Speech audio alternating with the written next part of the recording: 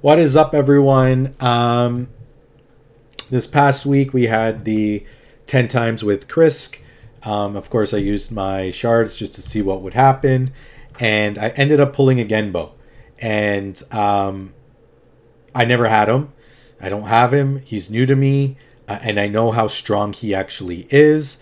So I was super excited. It wasn't a Krisk, I know, but pretty darn good of a champion, one I didn't have, to round out my 3v3 team. So he gives me basically an opportunity to reshift how my teams look and give me better playability in the tag team arena. So how do I have them built? I went with the typical offensive masteries with Helm Smasher, and then I just decided to go defensive just to keep him alive a little bit longer. He doesn't need accuracy. I ran out of books.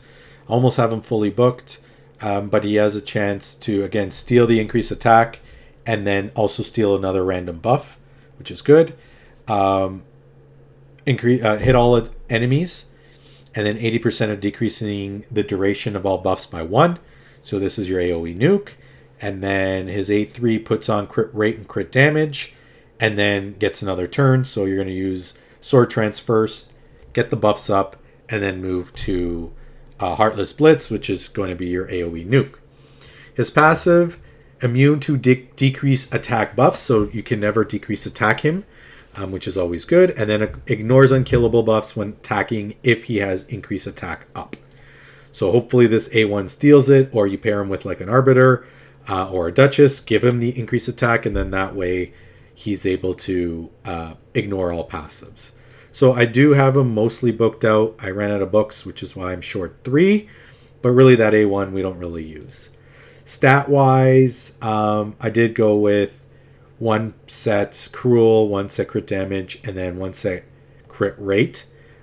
Just to get that little bit extra crit rate so that I can get 281 crit damage and 5800 attack, plus increased attack on top of that, and then his 30%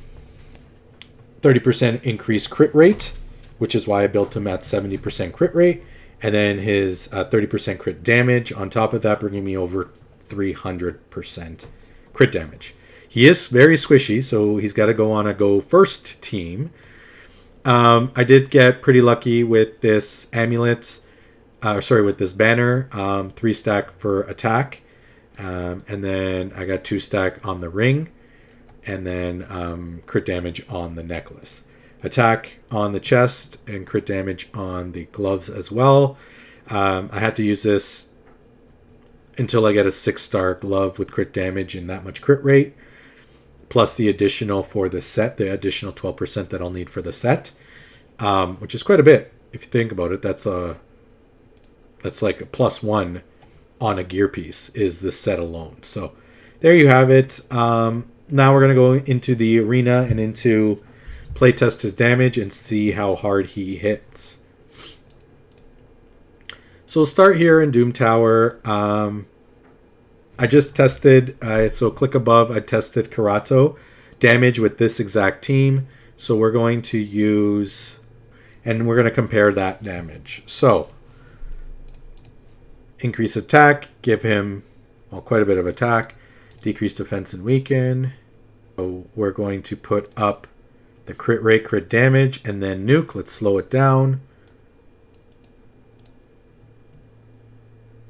115 plus K. So we're looking at 440. I believe Genbo was like 350, or sorry, Karato was about 350.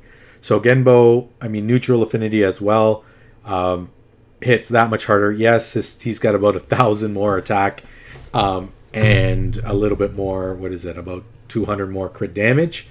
20 to 30% more crit damage. So naturally he will hit harder.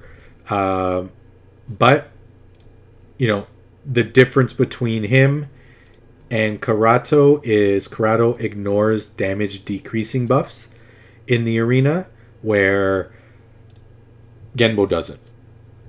So I actually tested this exact same team with Karato.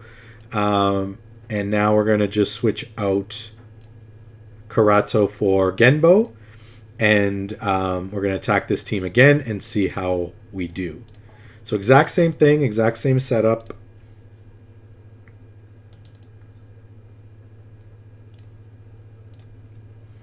All right, and let's slow this down. Again, Rotos is going to not die this time around because we don't have a passive to ignore anything.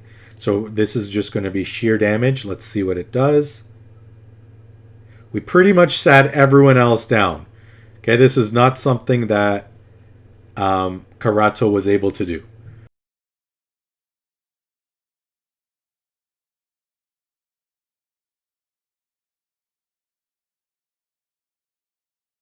All right. So we were able to finally kill that team with Genbo. But again, pretty darn strong.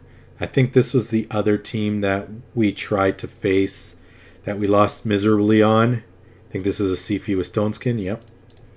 All right. And then again, the difference here is Duchess has that decrease damage passive. So let's see kind of damage wise. We were not able to kill anybody with Karato other than Rotos. Let's see what happens here. Just like that.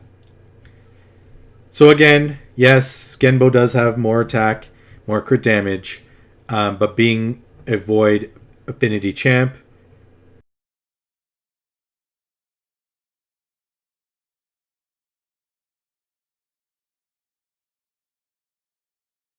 this is going to be a tricky team for an AoE nuking champ like this.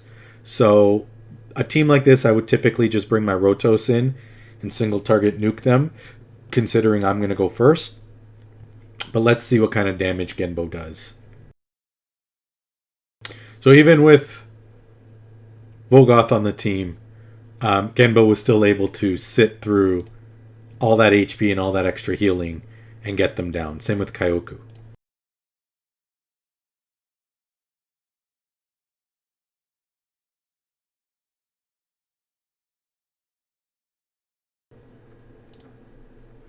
And there you go. So Genbo does hit like a truck. I mean, I built him to hit like a truck. But he's going to add a different element to my defensive teams. So right now, my team kind of looks like this. So that is how a Genbo has changed my account. Because I'm able to now move Leo and Volgoth. Typically, they were on the second team, but I moved them down to a go second team. And we go from there until I get some more speed pieces to get Shazar a little bit faster, just because he's the best speed lead in the game. I do have a defensive type team, but it is easily killed, especially with like Lydia or a Foley. You block the revive, the team's done. So let's try and kill him first wave, and we go from there. So I did get farmed because I just recently moved my defensive team to full until I get a reset, and then I will finish off these battles for clan vs clan. Hopefully that helps. Super stoked to get Genbo. I'm going to use him more and more and find some more niche places for him. And that's about it. So we'll catch you all in the next video. Take care, everyone.